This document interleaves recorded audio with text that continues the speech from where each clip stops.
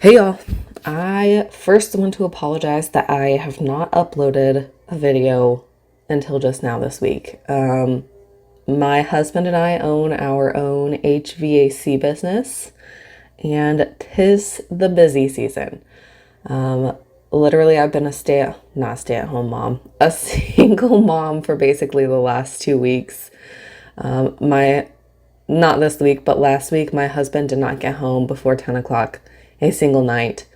And he even worked on Sunday. It it has been crazy around here. So we haven't quite figured out a new life flow with this busyness. So please forgive me.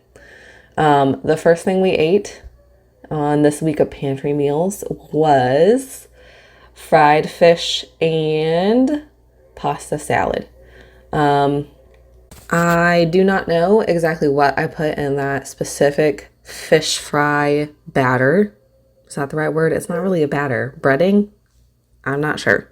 My general fish fry breading is 2 cups of cornmeal, 1 cup of flour, 1 tablespoon of salt, 1 tablespoon of garlic powder, and 1 teaspoon of Cajun seasoning. Now, normally I would probably put a lot more Cajun seasoning in this, but I was feeding it to my kids, so I put less in there. I've been a mom for 3 years, so I've been modifying the spiciness of my food for the last 3 years. This is my current recipe.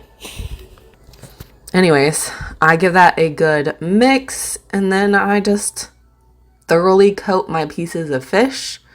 And while I'm doing this, I will have a pan of oil warming up over on the stove. I just use olive oil because I don't purchase any other kind of oil.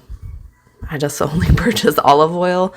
I probably should purchase some like vegetable oil or something because it's a lot cheaper than olive oil. Anyway, so I have oil heating up over on the stove. I can't tell you how warm I heat that up to. I just heat it up.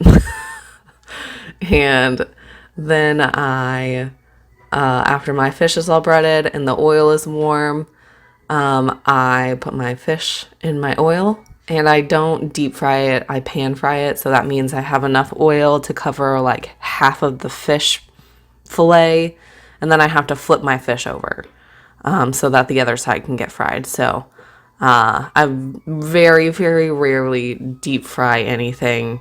That's because that's a lot of oil. I mean, I don't want to use that much oil. Anyways, and then this is more breading than we actually need to make one batch of fish. And so what I do is I just make it in like a Tupperware container.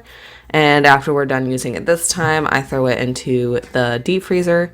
So that bacteria doesn't grow. And then the next time I need to make fish, I pull it out and it's ready to go. All right, now for some pasta salad. I did not record the prepping of these first few ingredients, but I know exactly what it is. I have a can of black olives. They were not pre-sliced, so I had to slice them. And then I don't know how big they are, but like the small packages of pepperoni, and then 1 8-ounce block of mozzarella cheese cubed up. And I took the pepperonis and cut them into quarters. And then I baked a whole box, I think it's like a 1-pound package of macaroni pastas, per the instructions on the box, rinsed it off, and added that to the this is not a bowl. What is this? A Tupperware container? Not Tupperware. A food storage container of some sort. And then I added 1 cup of Italian dressing, the specific Italian dressing that we happen to have in our house on this given day, and most given days, is the Olive Garden Italian dressing. I have made this with like Best Choice Italian dressing, Great Value Italian dressing, what's another type of Wishbone? That I've made it with all the Italian dressings. It doesn't really matter. This is just what we happen to have in our house on this given day. I will say if you use one of the other cheaper brands, the flavor isn't as strong, so you might end up having to add some like salt or garlic powder to enhance the flavor. And then you just mix it all up, and yeah, it's delicious. What says summer more than pasta salad? All right, I'm gonna be honest. This one technically is not a pantry meal, but I did have rice in my refrigerator that I needed to use up. And yeah, so I decided that I wanted hibachi vegetables. My garden was not producing actual vegetables at the time of making this, so I had to go to the grocery store and buy some. What I have here is 2 zucchini and 2 squash. I just washed them up and then cut them into bite-sized pieces. I also got a couple heads of broccoli, and normally I would use like the bottom pieces of the broccoli, but since this is a hibachi style meal, I didn't want to use them. So I just cut the tops off, rinse them off, and then cut off bite-sized floret chunks to add to the dish. I also have 2 red bell peppers. No specific reason that I got red ones. They were just the cheaper option on that specific day. So I just cut those into bite-sized pieces and added those to the pan as well. And lastly, I did have a partial container of mushrooms in my refrigerator, so I went ahead and quartered those up and put those in there as well. After all the vegetables are cut up, I went ahead and just sprinkled them with, I'd say like a teaspoon of salt and garlic each. I do go back in and add more. So in the recipe that's linked down in the description, I will have the total measurement of salt and garlic for the hibachi vegetables. Then I just go put that on the stove. And actually, I would say add, a couple tablespoons of like vegetable oil or olive oil to the pan. I don't think I did that whenever I put it over there immediately, but I know I definitely went back over and added some more. Okay, so after I got done making the vegetables, I started preparing the fried rice. I started off by finely dicing 1 medium yellow onion and shredding, I guess. Is that the word? Shredding? 2 carrots. These are the same carrots that I've been using for literally 6 months. I bought them back in January, and I've been using them ever since. Carrots literally last so long in your refrigerator. Anyways, I put those 2 in a pan, the carrots and the onions, with about 2 tablespoons of olive oil, and then a teaspoon of salt and garlic. Mix it together, and then I just put them on medium-low heat so that the vegetables can soften down.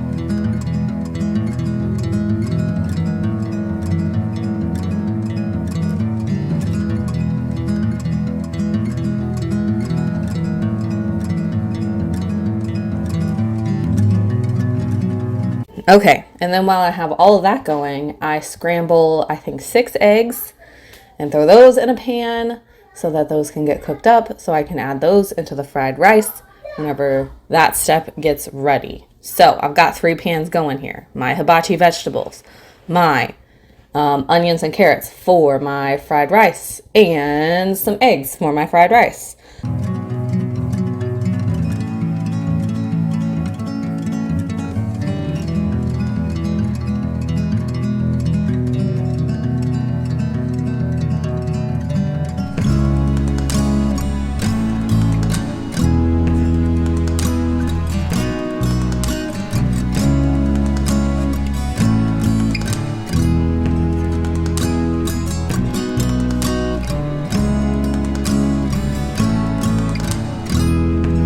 I go ahead and throw a lid on the vegetables just to kind of trap in that steam to cook the vegetables a little quicker. After they have cooked down a little bit, I will go ahead and add in 1 tablespoon of sesame oil, 1/4 cup of, what is that stuff called? Soy sauce or cocoa aminos. And then I went ahead and added another teaspoon of both garlic and salt. My eggs, I'm just cooking those low and slow, constantly stirring them. Once they are no longer runny, I guess, I move them off the heat so that they quit cooking and don't burn on the bottom.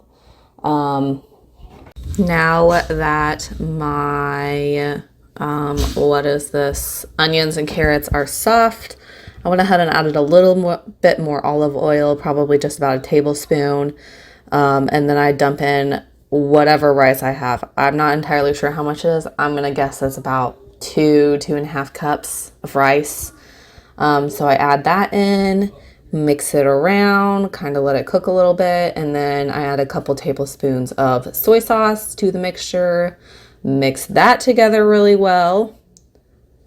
Going back and stirring my hibachi vegetables so that they are evenly cooking. And then once I get my rice mixed well, I go ahead and chop up, in my pan, I just chop it up with my spatula so that's smaller pieces and add that to my rice as well.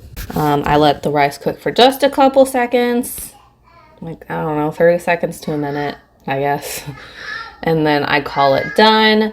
And then with the hibachi veggies, I go ahead and throw in about a teaspoon of ginger, ground ginger. Fresh ginger would be good if you have that. I don't. And then I think I added just a little bit more sesame oil and we're good to go. Okay, there's one last step to this meal, and that is we like to serve this with some spicy mayo.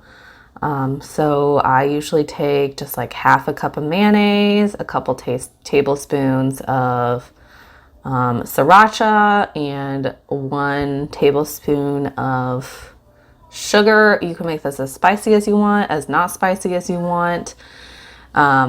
We obviously have kids, so we can't make it super spicy. And then I just squirt just a pinch of garlic and a pinch of salt in there.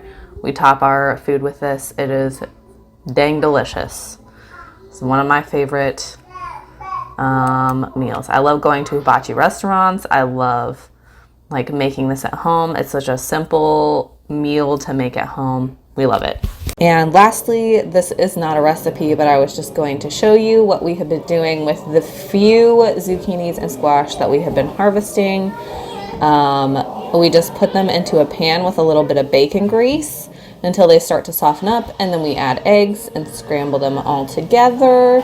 And then we usually serve this with a side of some kind of fruit, like grapes, bananas, strawberries, watermelon, whatever it is that we have in our house. Don't forget to subscribe to my channel. Leave me a comment down below if there's something you are interested in seeing. And don't forget to give this video a like if you enjoyed it. I hope you guys have an awesome week, and I'll catch you next time. Bye, y'all.